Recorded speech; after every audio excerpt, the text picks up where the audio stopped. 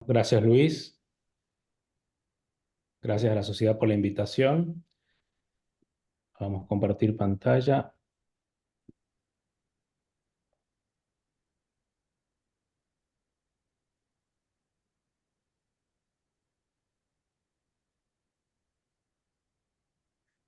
¿Se está viendo? Ahí se ve también. Perfecto. Sí, sí. Bueno, entonces vamos a contar un caso clínico, un poco que es un caso clínico común, es un paciente que podemos tener todos nosotros en el consultorio, pero para que sirva un poco de excusa para después poder charlar de esta entidad.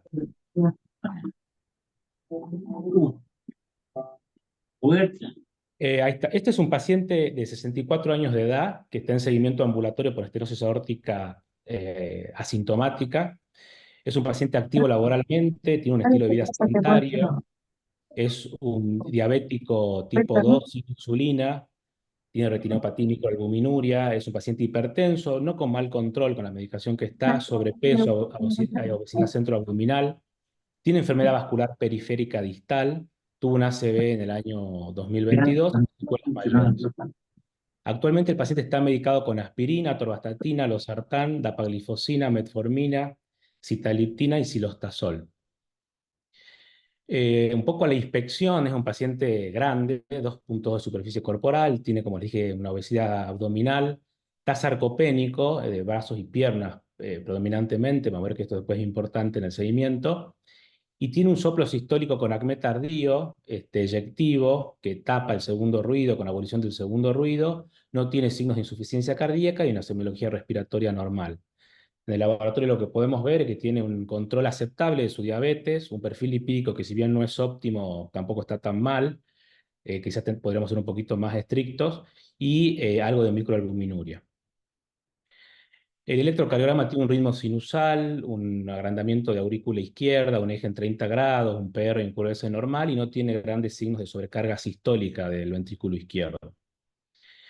Ya cuando vamos a analizar el ecocardiograma, es un paciente que tiene, como podemos ver, espesores aumentados, 13,8 de septum, 13 de pared posterior, y esto le da un remodelado concéntrico importante con hipertrofia de grado moderado, y aparte tiene una dilatación severa de la aurícula izquierda. Cuando analizamos la función sistólica del ventrículo izquierdo, podrán ver que la ventana no era del todo óptima, pero nos permite hacer un estudio bastante completo. Tiene una función sistólica, una función de cámara aceptable. La función por los ipsos biplanos es de 64%, pero cuando hacemos un strain longitudinal global, un auto-strain, da disminuido, menos 15%. También podemos ver acá en el eje largo paraesternal que tiene algo de calcio en el anillo mitral, una insuficiencia mitral leve y una insuficiencia aórtica leve o leve a moderada. Y ya cuando nos metemos un poquito más en profundidad en algunas cosas más específicas como la función diastólica, fíjense que este paciente tiene una relación EA de 1,3 y una relación E' alta de 19, haciendo el promedio septal y lateral. Tiene en el flujo de venas pulmonares una onda diastólica predominante, una onda S menor a una onda D, y tiene un tiempo de relajación isovolúmico corto. Y con todos estos datos podemos hacer cálculos estimativos de la presión wedge. Hay una fórmula reciente publicada este año en la revista Europea de Cardiología por Lindó y colaboradores, que con el volumen de la aurícula, en la onda E y la onda S, podemos calcular y con valor predictivo bastante bueno, nos da 20 milímetros de mercurio y con la fórmula de Navier nos da 22. Es decir, que es bastante coherente la información con que este paciente tiene un incremento de la presión de fin de diástole, de ventrículo izquierdo. Cuando vamos a hacer una semiología ecográfica de la estenosis aórtica, se me escucha bien, ¿no? Sí, muy bien, sin Sí, sí, problema. perfecto también. Cuando vamos a hacer una semiología ecográfica de la estenosis aórtica, fíjense el eje corto de la válvula, se ve que es una válvula trivalva que abre poco, con un área por planimetría alrededor de 0,88, una velocidad máxima de 4,2 metros por segundo, un gradiente máximo de 70, un medio de 48, un área por ecuación de continuidad de 0,82 centímetros cuadrados. No es tan severa, pero fíjense que cuando ajustamos la superficie corporal, 0,37 centímetros cuadrados por metro cuadrado, un coeficiente de un índice de velocidad Doppler de 0,19, esto es el BTI del tracto sobre el BTI aórtico menor a 0,25, con lo cual es un parámetro de severidad, un tiempo de aceleración de 130, es decir, el ACME, esto se corresponde con el ACME a la ocultación es tardío, y otro parámetro adimensional, que es el tiempo de aceleración sobre el tiempo eyectivo, también prolongado, es decir, de 0,46, usando un punto de corte habitual de 0,37. Es decir, que parece ser, tanto por Doppler como por planimetría, una estenosis aórtica severa, ¿no? Y cuando analizamos el flujo, lo cual es muy importante para ver un poco también el pronóstico, sabemos que el flujo tiene valor pronóstico, tiene 80 mililitros de descarga sistólica, que ajustado a la superficie corporal le da 36 mililitros por metro cuadrado, en el límite, recordemos que menos de 35 es bajo flujo, pero ya sabemos que con menos de 43 mililitros el pronóstico empieza a decaer, y una tasa de flujo, que es otra manera de medir el flujo, que es el volumen sistólico sobre el tiempo eyectivo, mayor a 2,50, con lo cual no podemos decir que este paciente sea un bajo flujo, sino que es un flujo normal. Y por último, el ZBA, que es la impedancia válvulo-arterial, que tiene en cuenta la poscarga total del ventrículo izquierdo, no solamente la poscarga dada por la estenosis aórtica, sino la poscarga dada también por la presión arterial, que en ese momento era de 125/80, da 4,8 mililitros de mercurio por mililitro por metro cuadrado. Y esto hay distintos puntos de corte, pero muchos autores concuerdan que más de 3,5 o de 4 ya es una poscarga aumentada. Y esto tiene valor pronóstico. Es decir, que haciendo una semiología ecográfica, podríamos decir, no queda mucha duda que esta es una estenosis aórtica severa de flujo normal, aunque limítrofe y gradiente alto. En cavidades derecha no hay mucho para decir, tenía un buen TAPSE, una buena función sistólica de ventrículo derecho, y no tenía signos indirectos de hipertensión pulmonar. La insuficiencia tricuspidia era mala, subóptima, así que no se podía calcular un número de presión pulmonar, pero la verdad que no hay ninguna evidencia de signos indirectos de hipertensión pulmonar importante. Y fíjense la evolución en el tiempo. Este paciente de enero del 22 tenía una estenosis aórtica moderada con un área de 1,1, y fíjense una disfunción diastólica de grado 1. Ya en julio del 23 cambia el patrón transmitral y también se hace severa la estenosis aórtica. Yo en ese momento le pido un ProBNP que viene de 2186, muy elevado. El paciente completamente asintomático, y me trae este ProBNP a final del año, casi en enero de este año. Yo ahí le vuelvo a hacer un eco, que la estenosis aórtica había progresado un poco, le pido un nuevo ProBNP, y el ProBNP sigue estando alto, pero mejora mucho. La pregunta es qué pasó en el medio, porque estuvo siempre asintomático el señor, completamente asintomático según lo que él me dice. Solamente en ese momento bajó 7 kilos de peso, es lo único que uno puede recabar que explique un poco la discordancia de valores, pero ambos valores son elevados. Entonces, digamos, si nos ponemos en una situación de consultorio donde el médico habla con el paciente, uno del médico podrá decirle, y me preocupa tu estenosis aórtica, tu remodelado ventricular, tu falla diastólica, tu estrés bajo, tu BNP alto, y el paciente podrá contestar, como me contestó a mí, bueno, pero estoy completamente asintomático, yo hago mi vida normal, no siento nada. Entonces el médico, bueno, podrá decir, vamos a ver si esto es tan así, y lo sometemos a un ecoestrés con ejercicio, ¿no? A una prueba de ejercicio. Entonces este paciente hizo una prueba máxima, pero insuficiente.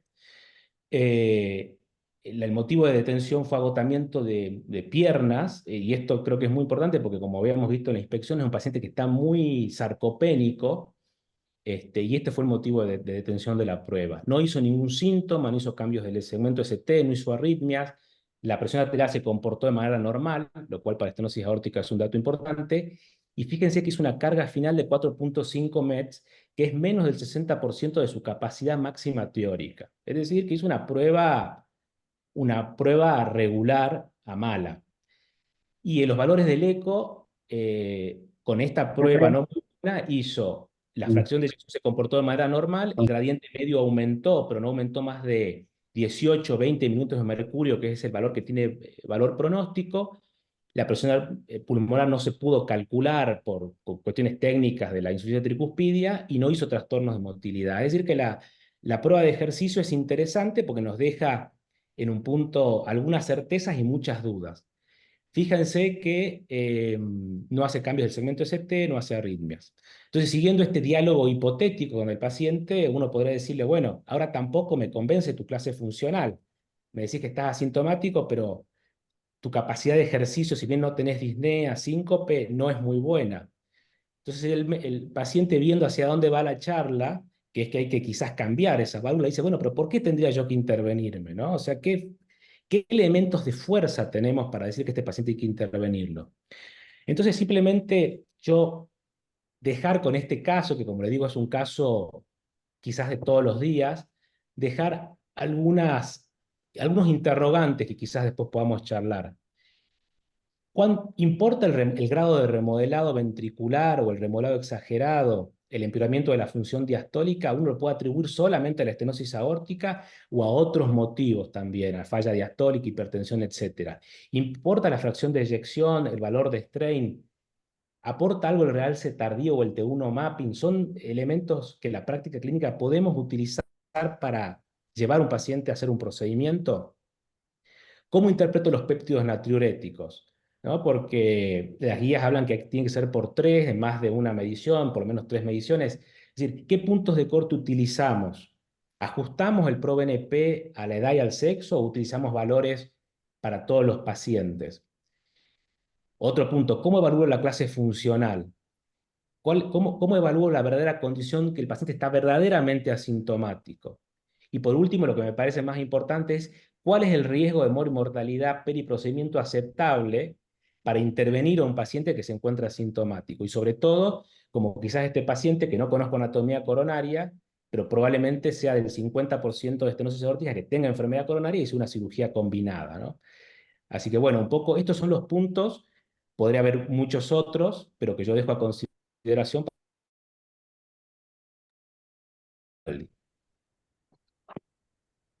Perfecto, muchas gracias, Tommy. Vamos a pasar a la presentación de Miguel y si quieren, después al final comentamos estos puntos que nos dejó Tommy. Voy a compartir pantalla, pero tendría que dejar el doctor. Felipe, A ver, Y compartir. fíjate, Miguel, si podés. Compartir pantalla. No, no me abre. Está abriendo mi presentación. A ver si te deja.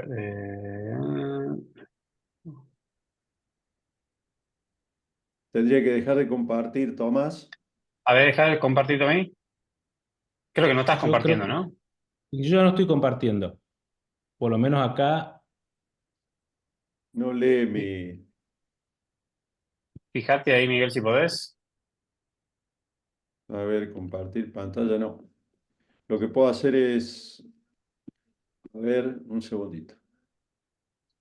Eh, no, no me deje. Bueno, gracias por la invitación a todos, además del placer de volverme a encontrar, aunque sea por este medio, de gente que estimo mucho y que hace mucho que no la veía. Les agradezco y felicitaciones por el caso, porque además de bien estudiado y dado todos sus parámetros, este, voy a achicar, a ver un segundo. Sí, se escucha bien, ¿no? Hola. Sí, sí, sí, Perfecto. perfecto, Miguel. Además de haber sido bien estudiado y documentado el caso, creo que viene como anillo al guante para lo que voy a desarrollar ahora, en lo cual es la forma en que yo veo cómo es la estenosis aórtica sintomática, y creo que para mi satisfacción las cosas van por ahí, incluso cambiando la conducta en los pacientes con estenosis aórtica sintomática. Oh, no me pasa los slides ahora, no sé qué pasa. Bien. Entonces, todos conocemos lo que, como dijo el doctor, lo que es una estenosis aórtica sintomática y que las sociedades científicas americanas como la europea consideran cuáles son las cifras para hablar de leve, moderada o severa, ¿no? Entonces, finalmente, Bad Gauner en el 2017 estableció, además de estas cifras, el coeficiente adimensional y la válvula, el área valvular indexada para superficie corporal. Hasta ahora todo bien, tenemos las herramientas y los elementos para decir, o para pararnos enfrente de alguien y decir que tiene una estenosis aórtica severa. Ahora bien, ¿cuáles son nuestras barreras de pensamiento? Y es el riesgo de esperar o el riesgo de intervenir. Y es la pregunta que se hacía el doctor ahí con el diálogo con este paciente, este diálogo supuesto con el paciente.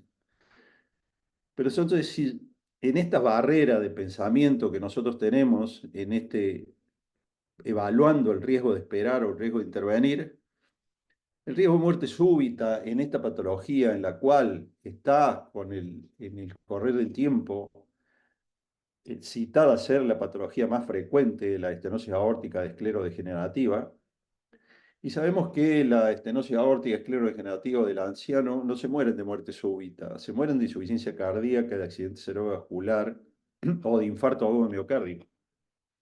Entonces el riesgo de muerte súbita es menos del 1%, pero una realidad que el riesgo quirúrgico va del 3 al 6% y el riesgo inherente a una prótesis, cualquiera sea ella, es del 2 al 3%, y en los mayores de 80 años este riesgo sube al 7%. Con un agravante más, la aparición de un nuevo actor en los últimos años, que es el TAVI en todos los grupos de riesgo. Entonces deberíamos hacer un análisis de por qué pasa esto y por qué creo yo personalmente que en cierto grupo de pacientes con estenosis aórtica aún asintomática deben ser intervenidos o debemos cortar la historia natural.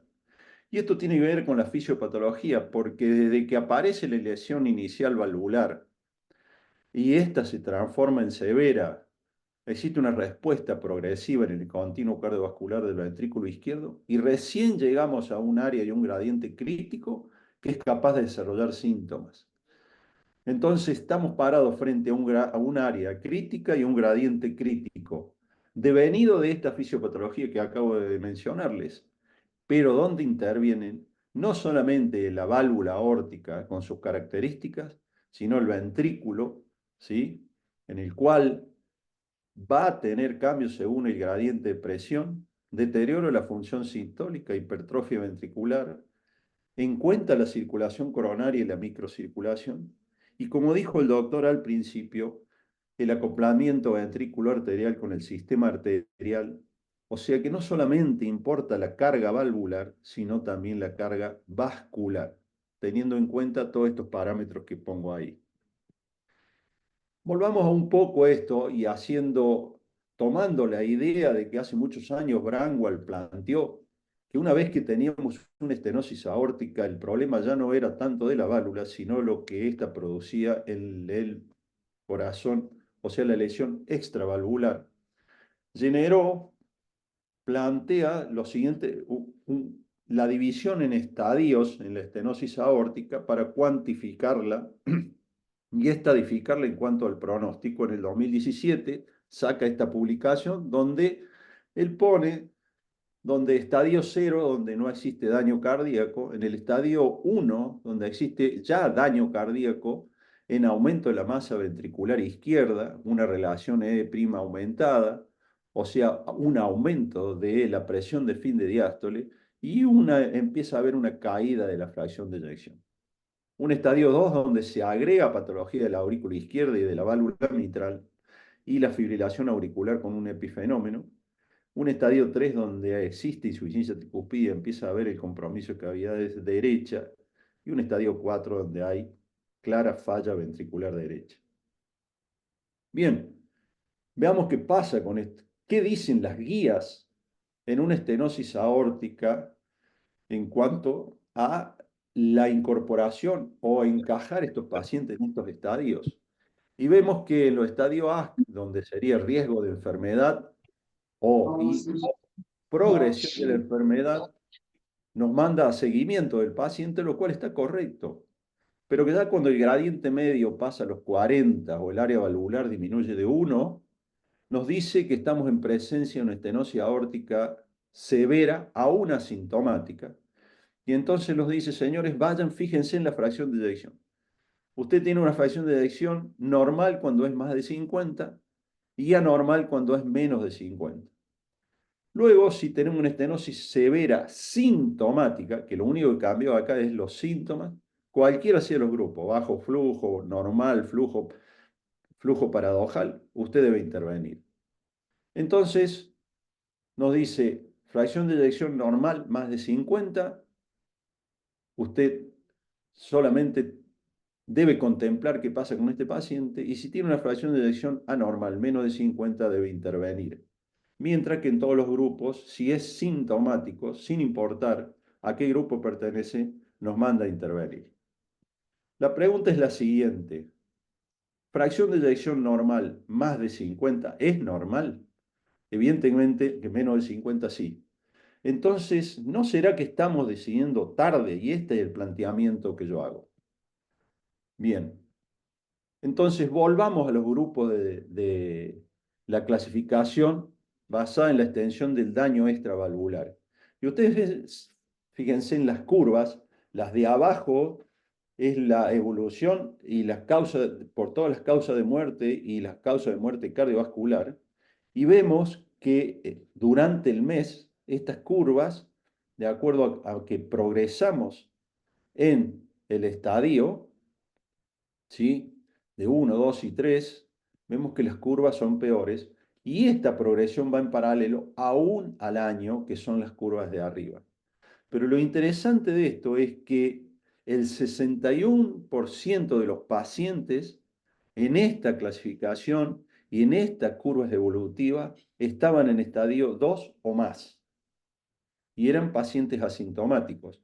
Y si recordamos estadio 2 o más, el estadio 2 es compromiso de la aurícula izquierda, incidencia de alta desfibrilación auricular, disminución de la función ventricular. Ni hablar del estadio 3 y 4. Bien, pero el 61, más del 50% de los pacientes se encontraba asintomático. Después, Mara Bolema los siguió a estos pacientes, o sea, este mismo grupo de pacientes estadificados de esta forma como diseñó Generó durante 5 años y vio que la curva permanecían paralelas e igual que lo que había visto Generó en el año 2017. Entonces, con un hot radio de progresión de 1.31 hacia aquellos por cambio de estadio 1 a 2, un hot radio para deterioro de la función ventricular de 1.31.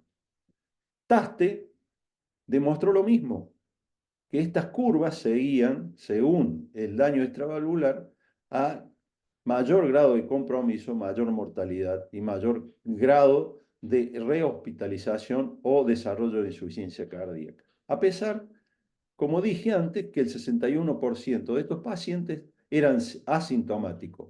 Este estudio de Taste involucró a 735 pacientes con estenosis aórtica asintomática. Y como vemos acá en rojo, en el gráfico de torta de arriba, más del 50% se encontraba en estadio 2, o sea, con daño extravalvular muy importante. Superpongamos las guías a esto, y ahí vemos que aquí vemos los grados de estenosis aórtica, leve, moderado, severo, y fíjese en los estadios, y podemos considerar que una estenosis aórtica severa no vamos está en rojo, que potencialmente constituye una clase 3 de indicación de intervención sobre la válvula. Los grados moderados, las guías nos dicen 2A o 2B de indicación de intervención, y en los grados severos, aún demostrando, y como dijimos por la estadificación de Generó, que el 60% se encontraba asintomático, pero ya con daño extravalvular, recién ahí indican clase 1 para el reemplazo valvular aórtico. ¿Por qué pasa esto? porque en el continuo cardiovascular, desde un corazón normal, con una fibra miocárdica normal, una estructura miocárdica normal, hasta pasar a la hipertrofia, cuando empieza a generar gradiente o obstrucción la válvula, donde hay disminución de la cantidad de vasos, aumento del tejido fibroso, disminución de las fibras miocárdicas, finalmente pasa por un estadio de fibrosis intersticial o aumento del volumen extracelular con disminución de la cantidad de número de vasos, para pasar a estadios de fibrosis focal de reemplazo e irreversible. Lo más triste de la situación es que en cada uno de estos estadios nosotros podemos poner de manifiesto que esto está sucediendo, aún en pacientes asintomáticos. Como dijo el doctor, aparte de la respuesta, el T1 mapping, el T2 mapping, nos puede demostrar esto, que hay aumento del volumen extracelular con fibrosis intersticial difusa todavía reversible. Y el realce tardío nos demostrará que es irreversible, que tiene estrecha relación con el pronóstico. Entonces, la pregunta es, una vez que definimos que nuestro paciente es severo, ¿nos quedamos tranquilos a esperar los síntomas? ¿Podemos identificar predictores de mala evolución? ¿De qué va a depender de nuestra decisión? Como dije antes, de la válvula, del gradiente, de si está asociado a enfermedad o no, a enfermedad coronaria. Es muy distinto a una estenosis aórtica aislada sin enfermedad coronaria que con enfermedad coronaria, ¿sí? Y finalmente, el estado miocárdico. Veamos, el gradiente tiene que ver con la evolución y pronóstico, y ya hace muchos años Catherine Otto nos enseñó la regla de los 4, y los pacientes que pasaron de 4 metros de velocidad transvalvular aórtica, o sea, un gradiente de 64 milímetros de mercurio pico, estos pacientes solamente el 30% se encontraban libres de reemplazo al cabo de 3 años y desarrollaban síntomas en los 2 años siguientes. Entonces vemos que el gradiente, la velocidad y el gradiente, y ya todos los autores están de acuerdo en esto, mientras mayor gradiente, mayor velocidad, peor es el pronóstico y la evolución, aún en pacientes asintomáticos. Y por otro lado están los grupos de aquellos que se llaman estenosis aórticas muy severas, en los cuales la evolución, aún sin síntomas, se ve deteriorada al pasar los 5 metros de velocidad transvalvular aórtico. Bien, el área valvular también dicta el pronóstico. Claramente esto lo demostró hace muchos años, que aquellos que el área valvular disminuía de 1 centímetro cuadrado tenían peor evolución rápidamente. La pregunta es, la velocidad pico en relación a la mortalidad, y hoy estamos y empezamos a discutir estenosis aórtica moderada, no asintomáticas, pero sí sintomáticas, que tienen casi la misma evolución que aquellas estenosis aórticas severas, aún asintomáticas. Y no hasta hace unos días, un mes atrás, salió esta publicación hecha por Jeroen Bax, el grupo de Holanda, y Bart Gauner, en el cual plantean una discusión, ¿sí?, en cuanto a qué hacer con las estenosis valvulares moderadas, sintomáticas, si intervenir o no intervenir. El hecho concreto, que aquellos que están en contra de la intervención, su argumento más importante es que hemos medido mal y que en realidad no son moderadas, sino son severas, y que habría este grupo de pacientes colocarlos en estudios multicéntricos. Les voy a decir que ya hay un trabajo, y ustedes lo habrán leído, en TAVI, en paciente con estenosis aórtica moderada, sintomático versus el seguimiento clínico. En cambio, los que están a favor de esto muestran curvas, como las que vamos a ver ahora, en el cual demuestran una evolución y pronóstico que se asemeja mucho a la estenosis aórtica severa.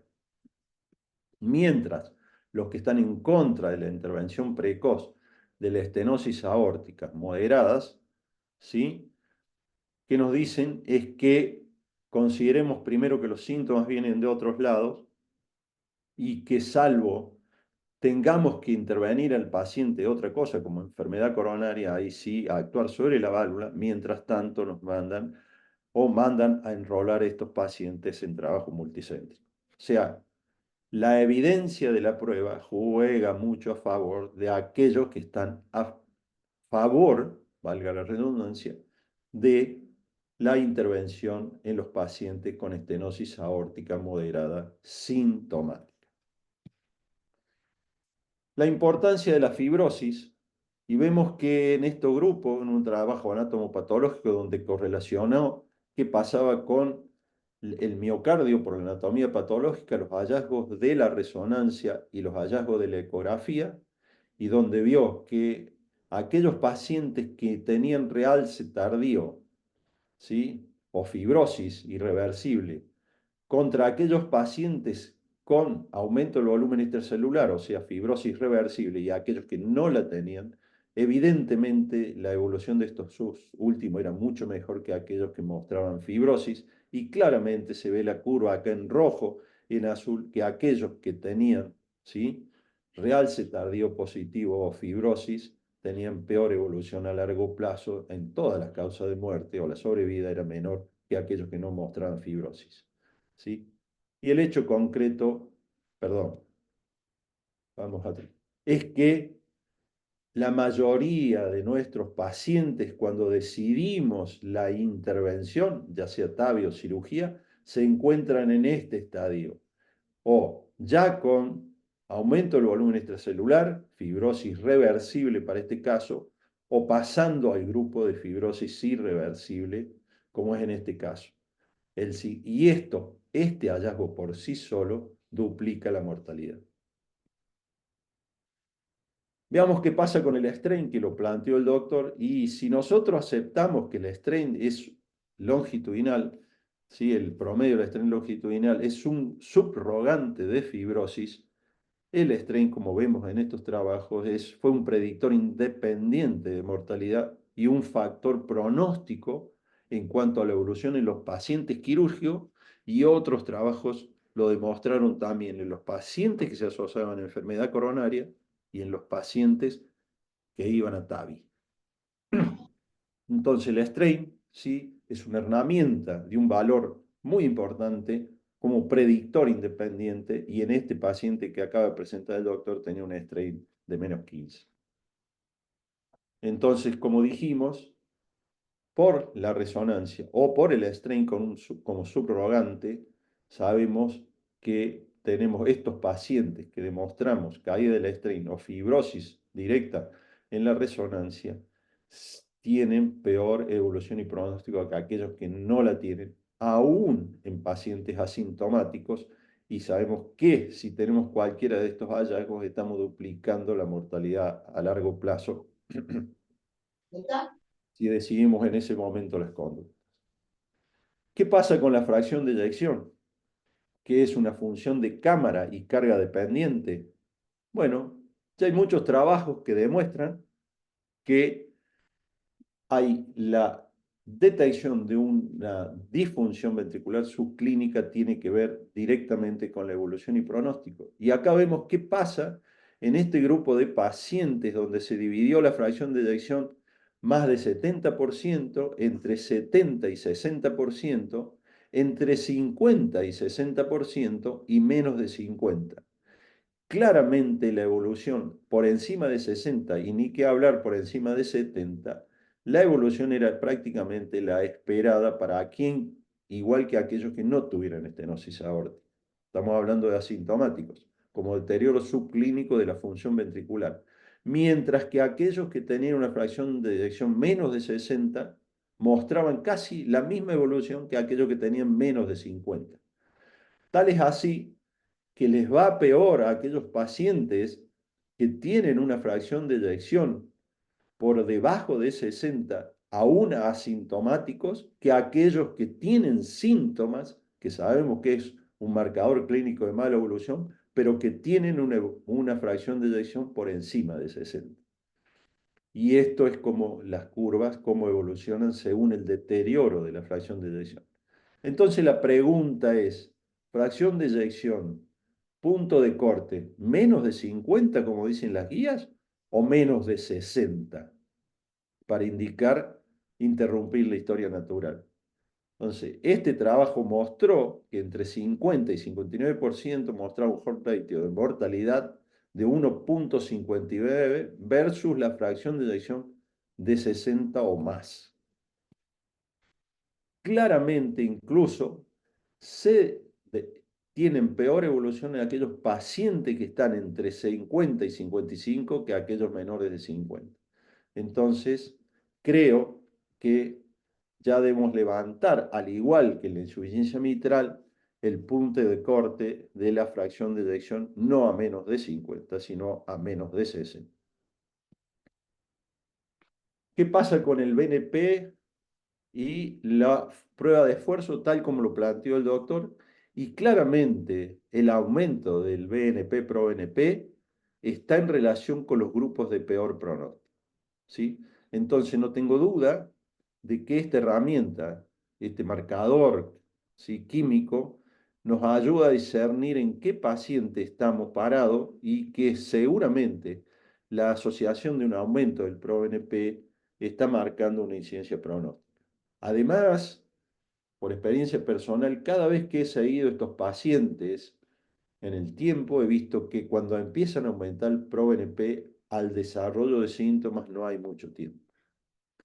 La prueba de esfuerzo y eventos, y vemos que aquellos que en la prueba de esfuerzo aumentan la presión pulmonar por encima de 50, tienen peor evolución y pronóstico, se vuelven rápidamente sintomáticos, y vemos aquí estas curvas claramente lo demuestran que cuando por el ejercicio no aumentan la presión pulmonar, mientras que aquellos que aumentan la presión de pulmonar tienen peor evolución en el tiempo.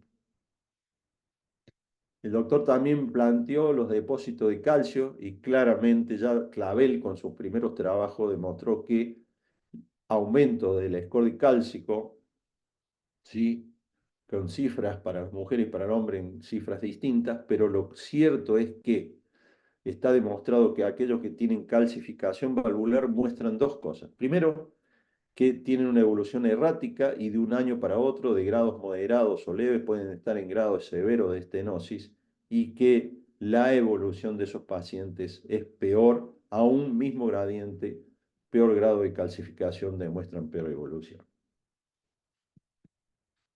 ¿Qué pasa con el estrés? Y claramente está demostrado que aquellos que aumentan el gradiente más de 20, ¿sí?, o que no pueden cumplir con los primeros estadios de estrés tienen evolución y pronóstico distinto a que aquellos que sí lo soportan. Esto es más o menos lo mismo, ¿sí? Y finalmente el doctor se refirió al flujo, y uno puede ser en aquellos que calculan un flujo, calcular el flujo a través del área del tracto de salida por el BTI de ese mismo flujo, capaz de elaborar un índice de flujo, sobre todo en aquellos donde se encuentra muy cercano a los valores de 35, ahí en el límite de bajo flujo, elaborar lo que llamamos índice de flujo, que es igual al volumen sistólico debido al tiempo de eyección, y vemos que si este índice de flujo es menor de 2,44 mililitros por segundo, es un claro predictor de mortalidad. Esto llevó a Roche Senior a decir que es tiempo de incorporar el flujo y incorporarlo a las guías para la decisión en estos pacientes. No se olviden que estamos hablando de pacientes asintomáticos. Entonces podemos decir que hay varios puntos que tenemos que tener en cuenta y que nos pueden llevar en estos pacientes aún asintomáticos en cambiar las conductas. Gradientes muy severos vimos que tenían peor evolución y pronóstico. Áreas menor a 1 centímetro vimos que también tenían mala evolución. Una fracción menor a 60 y no a 50. El strain, aún con fracción de eyección normal, como muestra este paciente que el doctor Museli recién nos presentó. Que la carga fibrótica en la resonancia es un factor marcador pronóstico muy importante. Que el desarrollo de síntomas durante el esfuerzo, el comportamiento de la presión pulmonar durante el esfuerzo, el índice de flujo, como dijimos, y el grado de calcificación. Tenemos todas estas herramientas que nos van a facilitar nuestra decisión. Volvamos a nuestro trabajo allá de Généraux al principio, y ahora Philippe Pivarot, en esto que salió hace unos días, nos muestra que según el estadio de daño extravalvular en la estenosis aórtica, fíjense cuánto es la evolución de todas las causas de mortalidad a 5 años, y un estadio 1 multiplica por 1,5, en el estadio 2 por 2, el 3 por 3, y en el estadio 4 de 3 por 3,5. Pero fíjense lo más llamativo de acá. Ya empezamos a hablar de pacientes asintomáticos con estenosis aórtica severa e intervención, cosa que hubiese sido mala palabra hace unos años atrás. Entonces dice, bueno, asintomáticos en estadio 2, considerar el reemplazo precoz. ¿Sí? Si tenemos un paciente con riesgo y tiene estenosis aórtica moderada, bueno, también si está en algunos estadios de esto, considerar el reemplazo temprano, ¿sí? Y fíjense lo que dice de sintomáticos con estenosis aórtica severa. Si es, lo único que discrimina es decir, bueno, está en estadio 3 o 4, bueno, preferible TAVI a cirugía de reemplazo. Entonces, como conclusión, ustedes ven que ya ponen la palabra asintomático, teniendo en cuenta todo esto que hemos venido hablando hasta ahora. Bueno, para ir terminando, ya este trabajo que en el 2008 hablaba de que fue muy discutido, que la intervención precoz en estos pacientes mejoraba la sobrevida, ¿sí? Y la calidad de vida, y con una franca disminución del desarrollo de insuficiencia cardíaca. Y después salió el trabajo de los coreanos, que todos conocemos, con una cantidad impresionante de pacientes, donde claramente demuestra que la intervención precoz, aún en pacientes asintomáticos, era mucho más beneficiosa en este grupo de pacientes. Entonces, como conclusiones, podemos decir que contamos con numerosas herramientas para tomar conducta en este grupo de pacientes antes del desarrollo de síntomas y cambios irreversibles que alteren la evolución post-reemplazo. La conducta de la expectativa armada en los pacientes con estenosis aórtica severa, asintomáticos, con las herramientas actuales, al menos es cuestionable. Y numerosos trabajos que van en ese sentido. Y ya salió publicado Avatar, Envolve, el Estimate, en Early TAVI, ¿sí? Ante los hallazgos descriptos, avalarían la temprana intervención. Bueno, muchas gracias. Bueno, buenísimo, Miguel, muchísimas gracias. Espectacular la charla. Muchos conceptos y evidencia que al menos nos permiten abrir un pequeño debate. Excelente la charla. Bueno, vamos a abrir el lugar para la participación de nuestros panelistas, que está el doctor José Lefavi, el doctor Pedro Cairuz y el doctor Marcos Ver. Alguna pregunta, algún aporte que quieran hacer, lo mismo con Tomás Muselli. Y bueno, después si tenemos unos minutitos también para la participación de los restos de los colegas. Así que el que quiera empezar, los escuchamos. Bueno, Miguel, la verdad que uno se remonta a muy pocos años atrás y hablar de cirugía en asintomático era mala palabra. Eso es una realidad. La otra realidad que tenemos es que tenemos que considerar, evidentemente, el lugar donde va a ser operado el paciente asintomático, porque nosotros estamos poniéndolo entre la vida y la muerte. Si tenemos centros que son de alta mortalidad, tenemos que ser sinceros y tenemos que saber dónde va a ser derivado el paciente. Hace poco en JACC salió un trabajo multicéntrico que involucraba a centros de Bélgica y Francia, y a los asintomáticos que le daban mucha importancia para llevarlo precozmente a la cirugía, eran aquellos que ya tenían una fracción de eyección por debajo del 60%, como vos mostraste ahí, y independiente del test de ejercicio. El otro tema es que ellos vieron que solo en el 10% de los centros se realiza el test de ejercicio en estenosis severa asintomática. O sea que esa, alguien tiene el Hay micrófono silencio. abierto. No vale, no vale, Eh, Eduardo. eh, entonces, llevar, digamos que no es todavía una práctica rutinaria, llevar a un test de ejercicio. Me parece excelente lo que hizo Tomás Muselli con su paciente, porque está dentro del 10% que puede llevar a un paciente con estenosis severa a ver si desarrolla síntomas o hipertensión pulmonar. Pero la realidad actual, yo creo que nosotros al menos estamos bastante lejos de llevar a estos pacientes, siendo sincero, a estos pacientes asintomáticos a reemplazo valvular, a pesar de la evidencia que tenemos en este momento. Yo no sé, vos cómo estás haciendo en tu centro actualmente, Miguel, con los asintomáticos, y qué haces, por otro lado, para convencerlo al paciente que se va a beneficiar con la cirugía, aún no sienta nada. ¿Cuál es tu experiencia personal?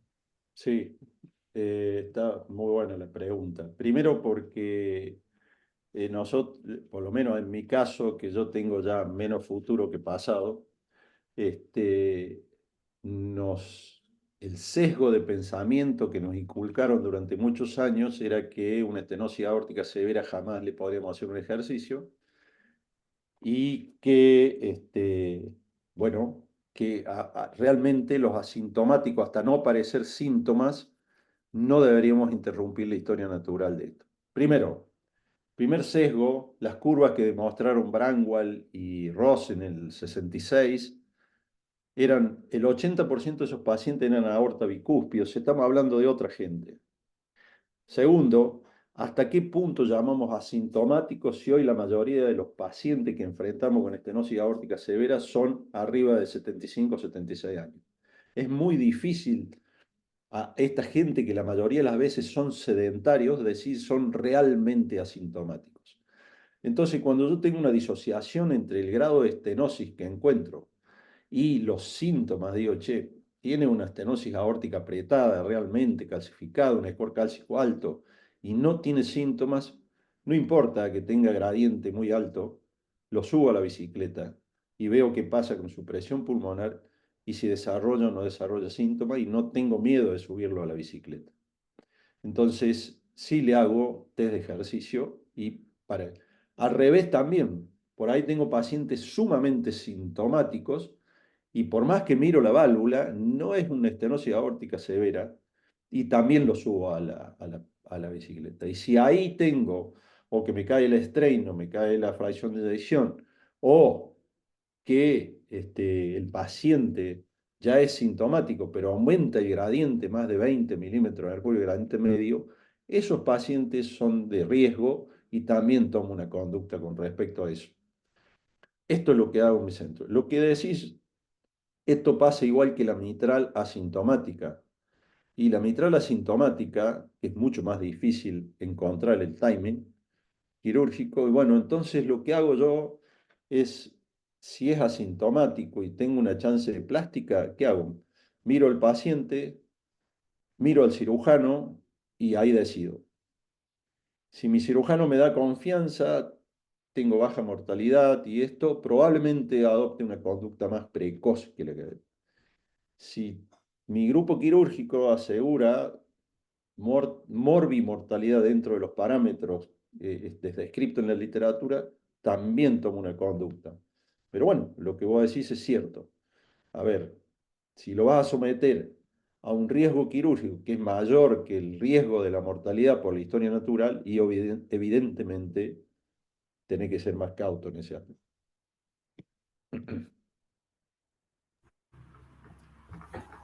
Hola, buenas noches. Sí, Doc. ¿Cómo estás, Doc? Qué tal, doctor? La verdad, excelente. Ha hecho sencilla un tema que es de muchísima discusión actual y desde hace mucho tiempo. ha hecho una presentación muy buena y ha hecho sencillo algo que no es tan sencillo.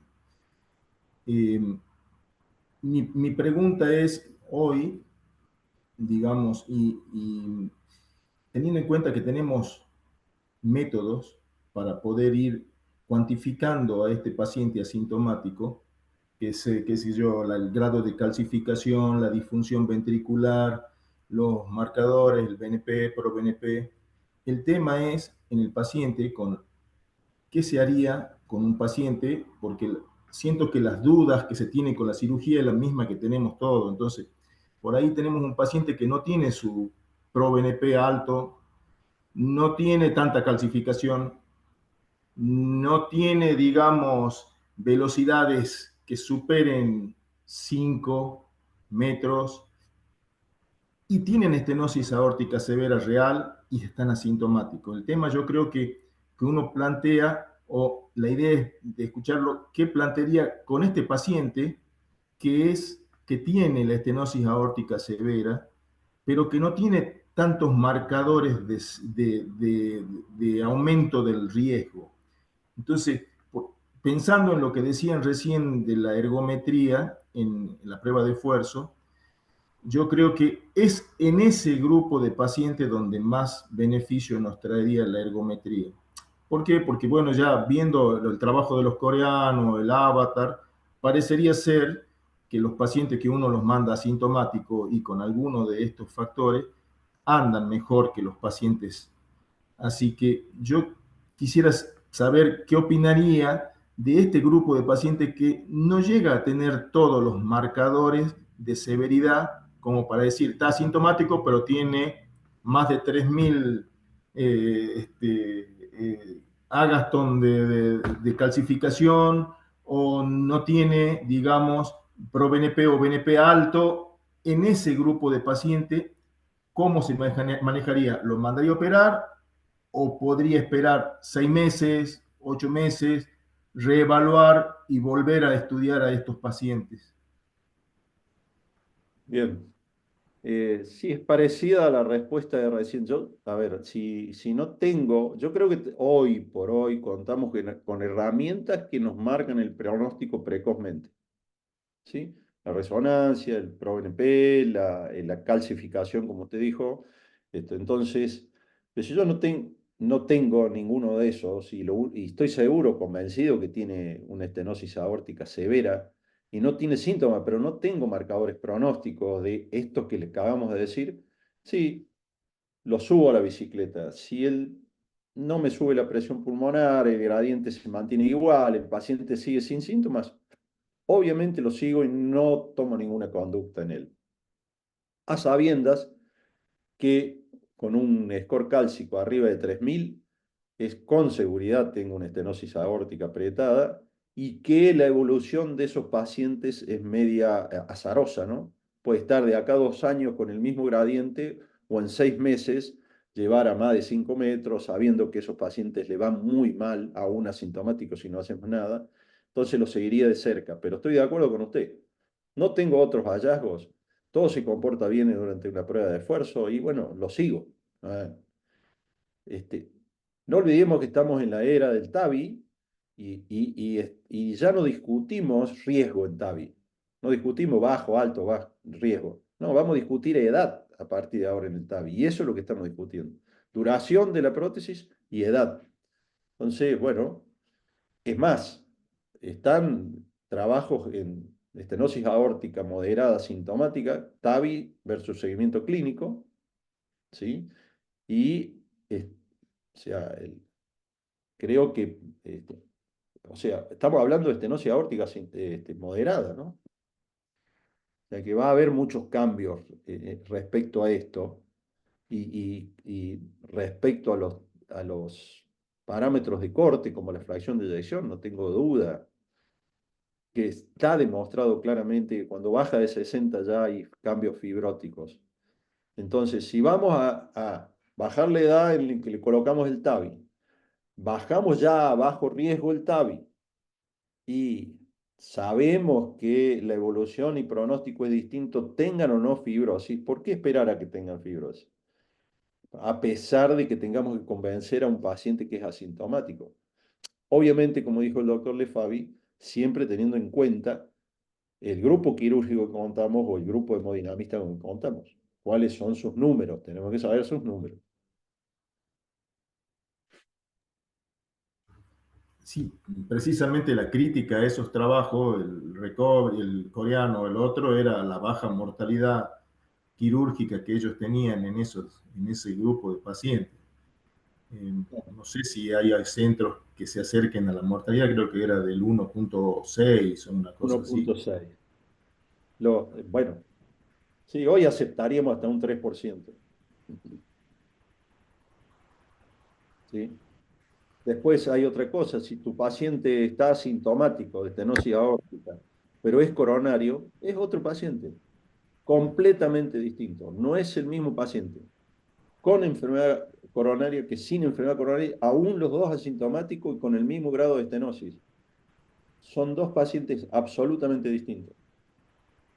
Y la evolución del coronario es mucho peor. Entonces, en eso deberíamos adelantarnos. Doctor Ver, Tal? Buenas noches. ¿Se escucha? Sí, perfecto. perfecto. Bueno, felicitaciones por las excelentes presentaciones. Gracias.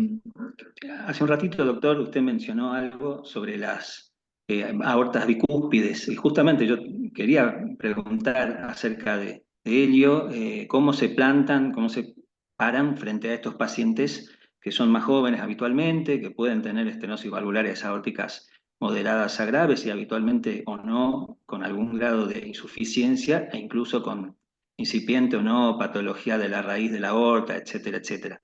¿Cómo se plantean en cuanto a la comparación con la mayoría de los pacientes que usted comentó y si cabe en ellos pensar en algún tipo de reemplazo precoz y a través de qué método? Gracias.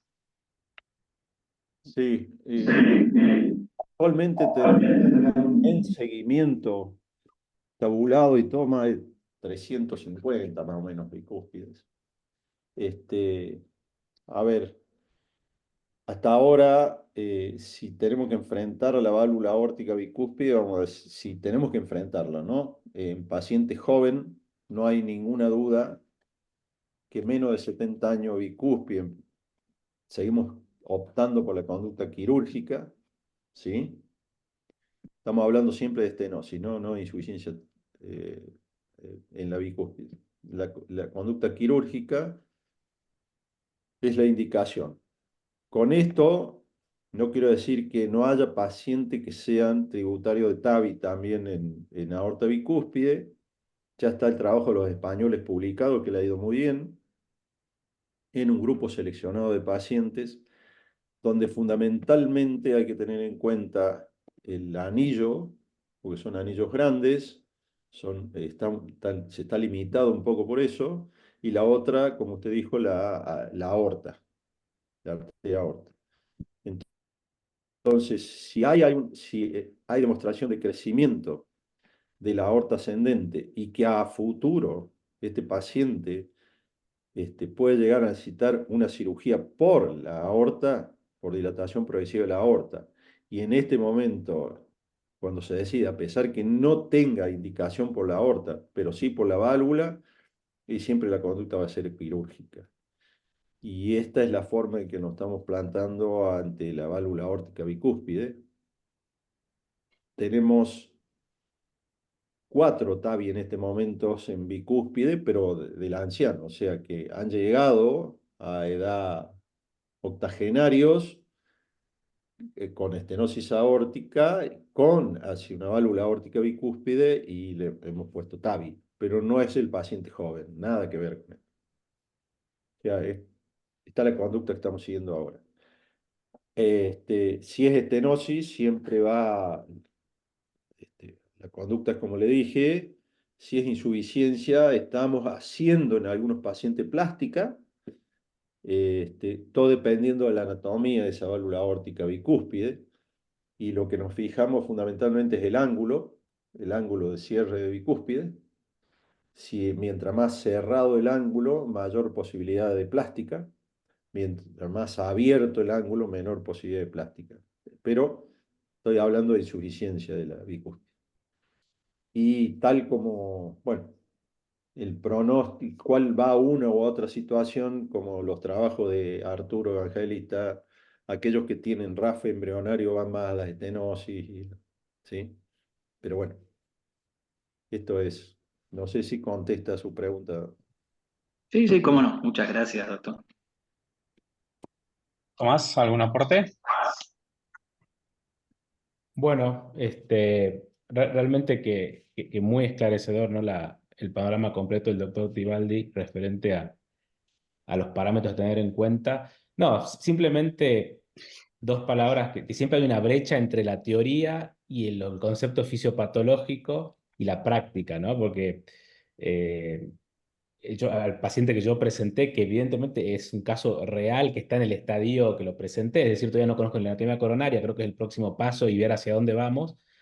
Yo ya quisiera ponerle algo, ¿no? Quisiera sacarle esa poscarga y quisiera evitarle una evolución que probablemente no sea la que uno quiere, de fibrosis, etcétera. El tema es que, claro, ¿qué le ofrecemos a cambio? Esa es la pregunta con la cual nos chocamos en la realidad, eh, que es el acceso a TAVI, en algún caso, y la mortalidad, ¿no? De los procedimientos. Creo que si podríamos ofrecer procedimientos de bajo riesgo, estas charlas serían menos complicadas.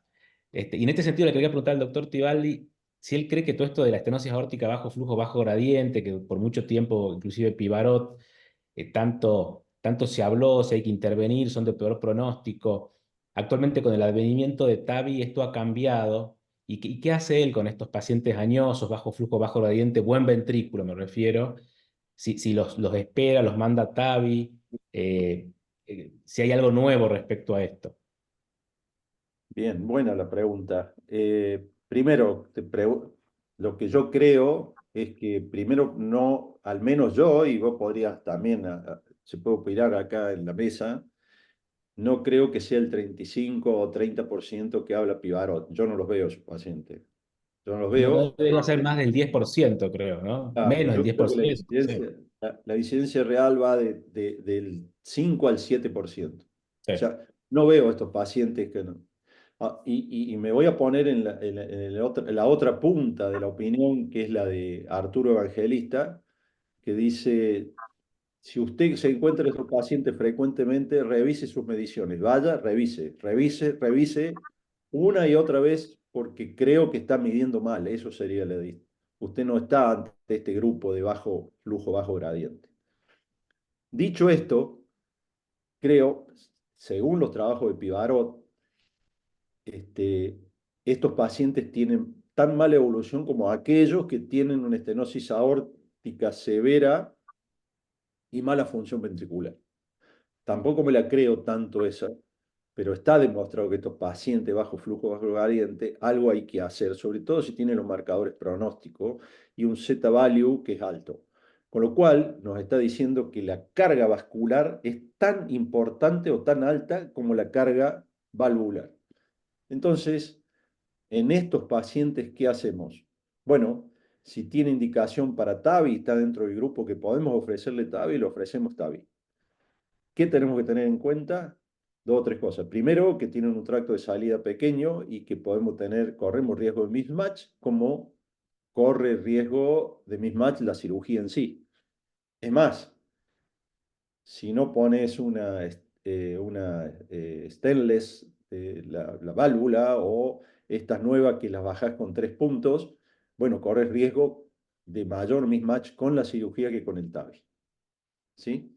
Entonces, dicho esto, si estamos realmente en presencia de este grupo, si está asintomático o no, habría que ver qué marcadores tienen.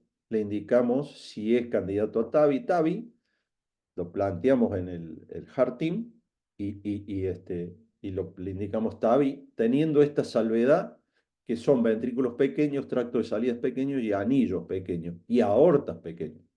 Y que generalmente son mujeres y que tienen el problema tanto para TAVI como para cirugía, que pueden producir la obstrucción subvalvular post-implante de TAVI o post-cirugía, fundamentalmente a la salida de circulación extracorpórea.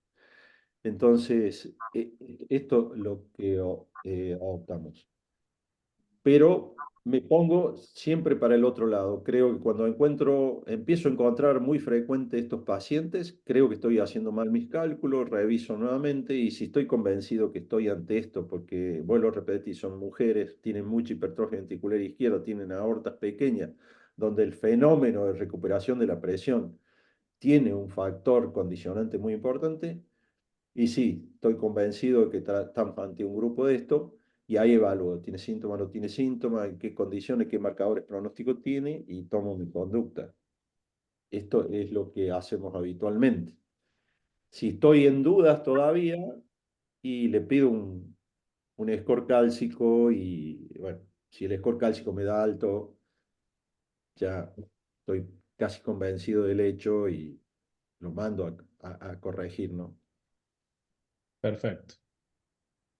Bueno, en honor al tiempo, y bueno, agradecerle a Miguel por la charla, por acercarnos todos estos conocimientos, por toda la evidencia y sobre todo su experiencia. Vamos a cerrar este Ateneo. La verdad fue muy grande la participación, una gran cantidad de gente, así que bueno, muchísimas gracias, Miguel. Cualquier cosa lo podemos agarrar a Miguel ahora en la semana que viene en FAC y lo exprimimos un poco más. Y bueno, y obviamente invitarlo a las charlas que va a estar brindando en el Congreso. Así que muchas gracias. ¿Alguna duda lo podemos plantear en el grupo de la sociedad? Y obviamente se la hacemos llegar o planteamos alguna discusión. Así que muchas gracias a todos y bueno, nuevamente Miguel y a todos nuestros panelistas, muchas gracias y nos vemos en el próximo Ateneo. Bueno, Muchas Gracias, gracias. gracias por la invitación. Muchas gracias. Saludos. Muchas gracias. un honor. Gracias. Nos vemos, Rosario. Un honor. Dale, Miguel, un abrazo grande. Muchas gracias. Chau, Hasta chau. luego.